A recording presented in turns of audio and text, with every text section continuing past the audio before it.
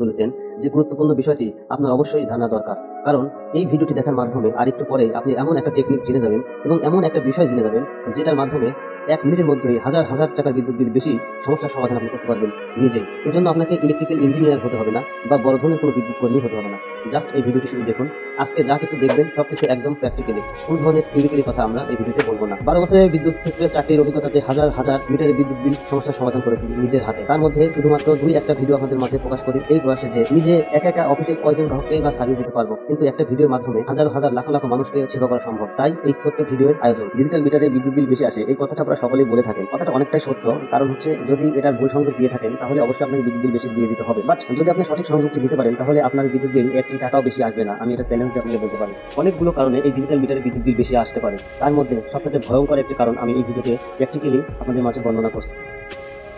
আসসালামু আলাইকুম। দেখেন আমরা এটা ডিজিটাল মিটারে সলভ করলাম।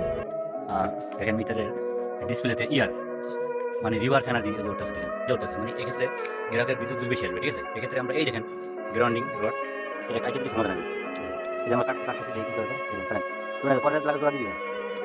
হ্যাঁ ওই কারেন্ট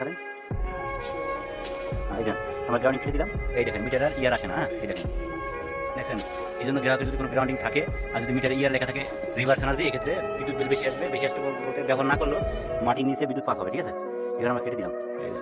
এখন আপনার মনের মধ্যে 2টা প্রশ্ন ঘুরপাক খেতে পারে, সেটা উত্তর আমি এখনই দিয়ে দিচ্ছি যে আমরা সাধারণ গ্রাহক হিসেবে তাহলে কিভাবে বুঝবো যে আমাদের মিটারে রিভার্স এনার্জি ফ্লো হচ্ছে কিনা।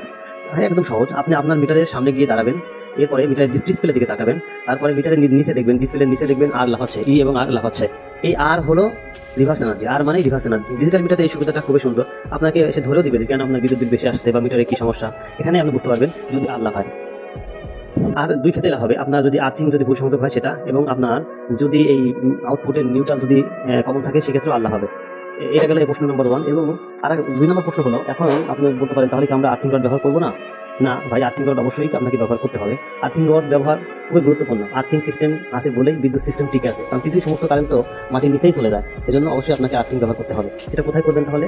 আউটপুট সাইডে আমরা নিউট্রালের সাথে এই সংযোগটা দেবো না, আমরা দেবো কোথায়? আমরা দেবো হচ্ছে ইনপুটের যে সাদা তার আছে, যে নিউট্রাল তারটা আছে ইনপুটের, আমি আবার বলতেছি পোলের পাশে যে সাদা তার আছে সেই পাশে আমরা আর্থিং তার সংযোগ দিয়ে দেবো। ধন্যবাদ। আশা করি ভিডিওটি থেকে অনেক কিছু শিখতে পেরেছেন এবং এটি আপনার জীবনে সারা জীবন খুব কাজে দিবে।